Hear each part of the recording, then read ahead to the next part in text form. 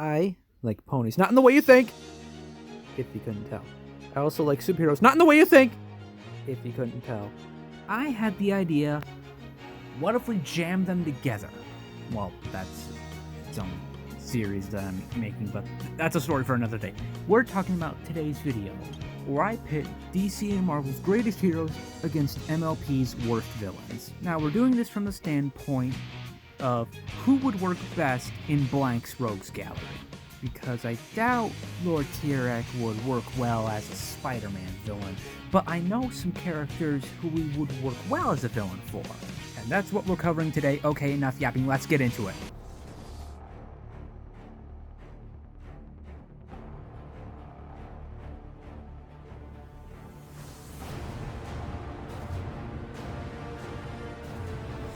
Let me tell you, for Arkham Origins in particular, Tempest Shadow would make a perfect villain. Like, she's equal parts Deathstroke, Lady Shiva, and the Electrocutioner. Like, she even fits the vibe too. And the boss battle where you have to dodge the Medusa orb things would go so hard. But let's just hope she doesn't get relegated to a tank in Arkham Knight. As for a comic storyline, again, Tempest is someone Batman would see more in his earlier years. I could also see her interacting with the Teen Titans a fair amount like Deathstroke, but hopefully not in the same way. But if Tempest does ever get redeemed like in the 2017 movie, she would make a pretty good addition to the Bat family, if you ask me.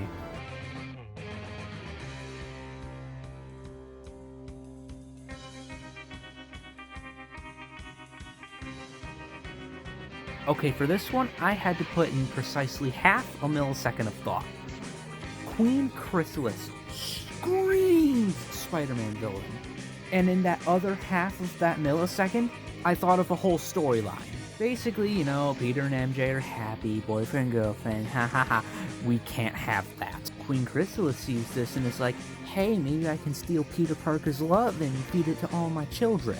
So she kidnaps Mary Jane and assumes her appearance, and Peter's spider sense probably goes off the fritz, so he figures out that it's some evil changeling queen that replaced Mary Jane, and, you know, fight, and Chrysalis gone. But knowing the Spider-Man writers, Mary Jane is not going to be back for a good while, because it's actually another changeling that Peter thinks is the real Mary Jane, and the changelings also replaced Harry and J. Jonah Jameson and the pizza guy he used to work for. And who knows, maybe upon a return she could join the Sinister Six, make it become the Sinister Seven, and, you know, wreak havoc on Peter's life. You know, the usual.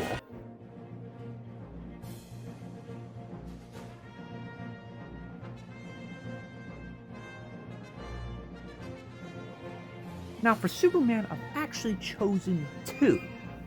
Discord and Lord Tyrek. They'd be completely different challenges for the Man of Tomorrow, but would still fit perfectly in his Rogues Gallery, due to his Rogues Gallery itself being very diverse. Lex Luthor, Darkseid, Doomsday, Brainiac, Metallo, Mr. and Mrs. Pitalik, General Zod, Parasite. This comes from the fact that Superman is a very flexible character, both in his power set and characterization. He can go very funny, silly, goofy, like with Mr. and Mrs. Pitalik, or in this case Discord, or it can be a lot more serious and give us a baller Invisible versus Conquest style fight, like with Doomsday, or in this case, Lord Tyrek.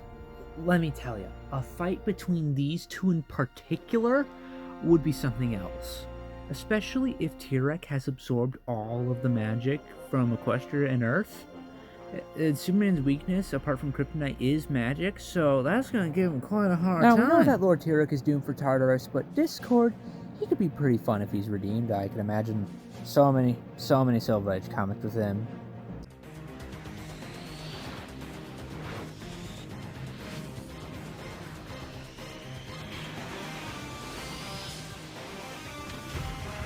Now, I really couldn't come up with an actual villain for the X-Men. I would have used Lord Tyrek, but he was already taken by Superman, so I decided to go for something a bit more human, relatively speaking. That being Chancellor Naze. Now, if you remember from the Season 8, I think it was the premiere. Yeah, it was the premiere of Season 8 of MLP. He was very racist. And if you can recall, that's sort of the thing that the X-Men fight against. Like, I could see Chancellor Nace working with Boulevard Trask and the other people who made the Sentinels, trying to convince Robert Kelly to be horrible towards the mutants. Now, the X-Men would try to stop his evil plans, sure, but Magneto is trying to wipe this guy from the face of the earth. The pasta's good. It's the sauce. Yes, I am using the theme for Indiana Jones for Wonder Woman. Like, do you know any good theme songs for Wonder Woman? No? Yeah, I thought so. Anyway, as for a villain, I think Aoizotl would fit best. He really leans into the more mythological theme of Wonder Woman stories, and could really add a Mesoamerican element to the already existing Wonder Woman mythology. Like, I could see a story where Steve Trevor and Wonder Woman are at an archaeology site, and they dig up one of Aoizotl's old artifacts, and he's gonna come after it. Dr. Cabaleron and the rest of the Daring Do part of MLP would work really well for Wonder Woman in general. So yeah, I can't really come up with a good ending for this section, so moving on.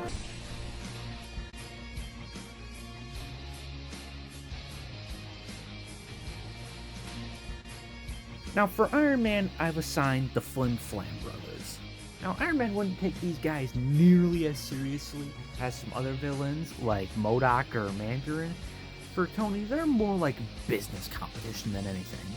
Like, maybe they stole an idea from Stark Industries and they're making a whole ton of money off of it, and Tony's now trying to sue them. I could also see Tony seeing his younger self in the Flim Flam brothers with how arrogant they are. But overall, while the Flim Flam brothers would be a nuisance for Tony, they wouldn't be so big to where they would be, annihilated. At most, they would just be put in jail. And that ends our little list of characters. Now, I did have other ideas for this list, but they weren't nearly as good as this one. Maybe I'll come up with something better later, but for now, that's all I have. I hope you enjoyed the video. Be sure to like, subscribe, and do they still do the notification bell thing? I don't know, but I hope you enjoyed it. Have a good day, and I hope to see you in my next video. Bye.